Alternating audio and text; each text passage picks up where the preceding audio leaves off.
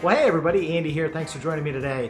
Are you looking for some easy backpacking meals? Well, today I'm dehydrating some buffalo chicken and some barbecue chicken.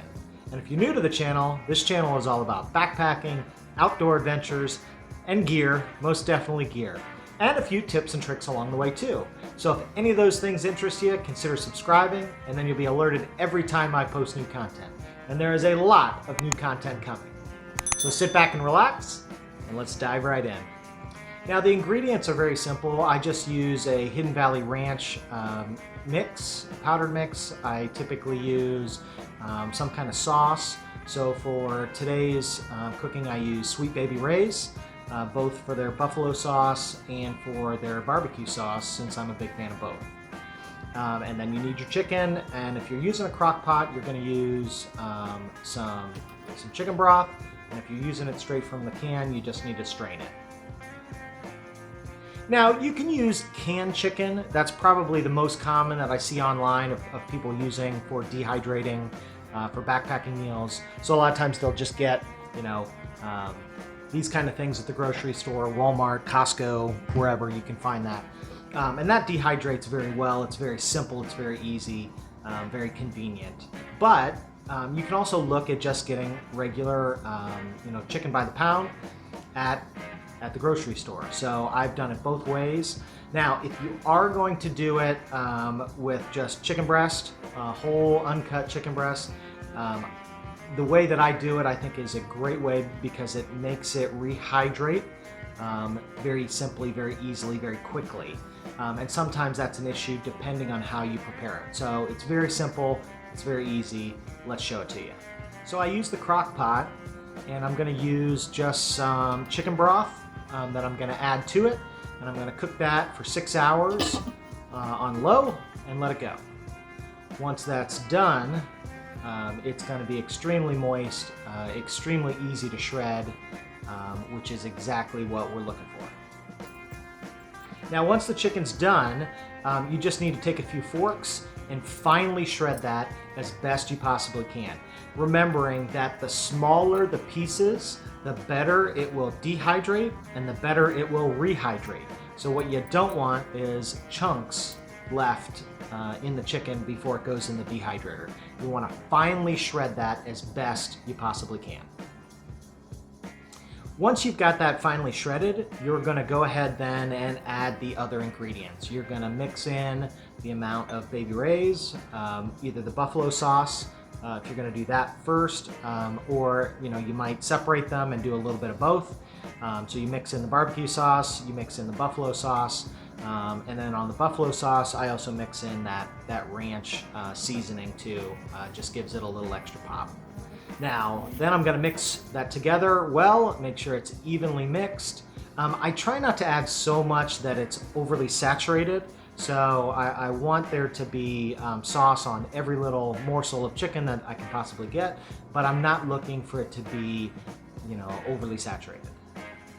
Once you're done with that, you're going to go ahead and take the chicken and you're going to spread it onto the trays for your dehydrator. Again, the trick with this is just make sure it's flat, evenly spread out. You don't want thicker spots, you don't want chunks.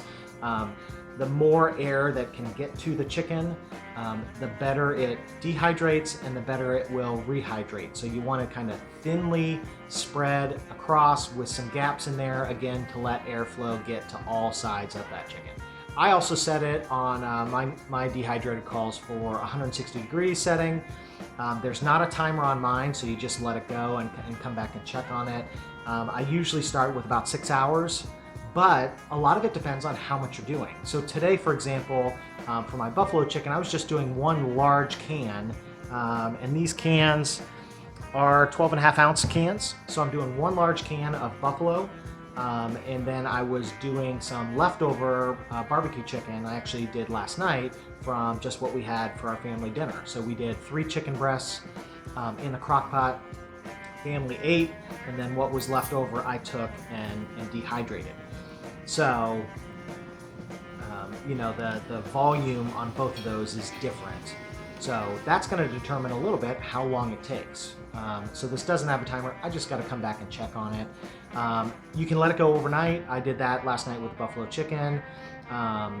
So if you have larger portions, maybe multiple trays, you know, I've heard people say it can be 8 hours, it can be 12 hours, it can be longer. So mine wasn't very much, so typically 6 hours seemed to be enough. This batch is going right now. We're only about an hour in, so we can check it and see how it's doing, but I know it's gonna need quite a bit more time.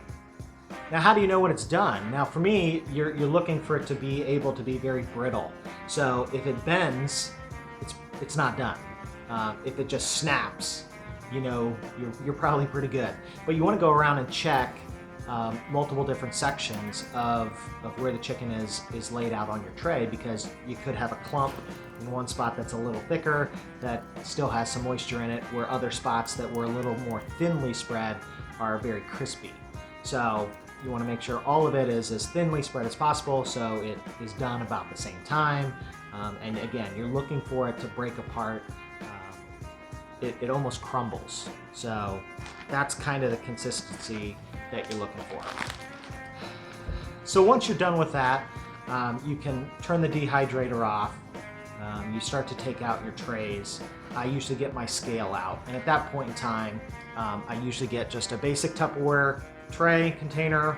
I'm gonna put, this was for the barbecue chicken, which I did first, put all of those, you know, crusty pieces in here, and I look to break them apart. They can be actually fairly sharp, so, and some of them were fairly large pieces because they kind of stick together on the tray. So you're breaking those apart, one, so that you can put them in bags, okay? And you want smaller pieces. Again, the smaller pieces, the more surface area that you have, the better they rehydrate, and you don't get spots where it's like, oh, this is great and this is, you know, crispy.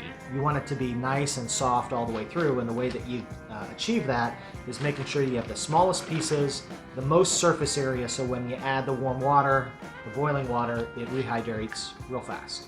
So I put it in a tray like this so that I can break it apart. You can even see in the bottom there's kind of a powder. You know, it's so brittle as you start to break it apart, it's almost powdery. So I do that, and then I get my scale out and another container, typically then to start weighing for my meals. So this is a double portion, and this is a single portion. For me, it's right around 30 to 35 grams of chicken becomes my serving size, my meal size for out on the trail. So I did one, this is 27 grams, so it's about one portion, a little under, and this is 60 grams, so this is a double portion. So this could be either split up and done in 2 separate meals, or just if I'm looking for having a little bit more, you know, this is going to be one of my lunches, and I'm not going to have as many other side items that I'm going to be eating, so I wanted a slightly larger portion size. And I eat this either with tortillas or pita, you know, something to typically spread it on. Can you just heat it right in the bag and eat it right out of the bag? You absolutely can, as long as you're using the freezer bags, which are a little thicker and can hold up to that. And you've broken apart all the particles of chicken before you put them in the bag, so they're not quite as sharp, because I have had situations where you put larger pieces in the bag and they poke holes sitting in your pack. So you want to make sure those are broken apart as much as you possibly can, not only to help with the rehydrating, but also to help from, you know, busting holes in your bag as you're hiking around. Now, once I'm done with, you know, my portion sizing and I've got them put into freezer bags, I typically do put these in the freezer then. So I'll go put them in the deep freezer out in the garage. I've got some buffalo chicken. I've got some breakfast skillet that I've separated out from one of the larger Mountain House freezer dried ones. And then I've got these dehydrated meals that I put out there too. So that way it lasts me typically about a year that these are good. But I make smaller portions. So today, for example, I'm making about 3 servings of buffalo chicken, and I'm making about 3 servings of barbecue chicken. That should last me for quite a while of some of my trips. I'll typically bring that for one of the meals for the buffalo chicken, maybe one of the meals for the barbecue chicken. But that lasts me quite a long time. So having a year in the freezer, and I know they're going to be good, I'll typically put the weight on the bags so you can see like the grams, but I'm also going to put the date so that I know when I go in there and I pull them out what was the date and what's the weight of that, so I know the portion size. Now the last thing that I'll say, just for a tip and trick, is people will ask how much water to use to rehydrate it. I find that if I'm adding hot water, I'm typically adding enough to almost submerge the chicken, not completely. So the times that I've completely submerged the chicken or right up to the very top, it's been a little too watery. So it's a little less than submerging the chicken. I've done that both in my Tokes pot, and I've done it straight out of the bag. And again, I'm usually adding a little bit, and I tend to add a little bit less, mix it up, let it rehydrate, usually within a few minutes, somewhere between 2 and 5 minutes, depending on the portion size, and it's ready to go. So it doesn't take a whole long time to rehydrate that. If you've got it really finely sliced, shredded and broken apart, it usually rehydrates really quickly. So just enough, just less than submersion, and then mix it up, let it sit, see how it is. You can always add a little bit more water, but typically once it gets watery, it's harder to get the water out. So just add enough, let that rehydrate, and then you'll have some great chicken for on the trail. Now, if you found this useful, please go ahead and leave me a like. I really appreciate that. And I want to hear other things that you guys do for backpacking meals. What are some of your favorites? What are the best ones out there? Because to be honest, I'm always looking for good ideas. So I'd like to hear other things that people are doing specifically with a dehydrator. I do a lot of chicken. I've done a lot of beef for tacos and things of that sort. What other ideas do you have? Please leave those in the comments down below. Well, that's it for today. Thanks so much for watching, and until next time, be well.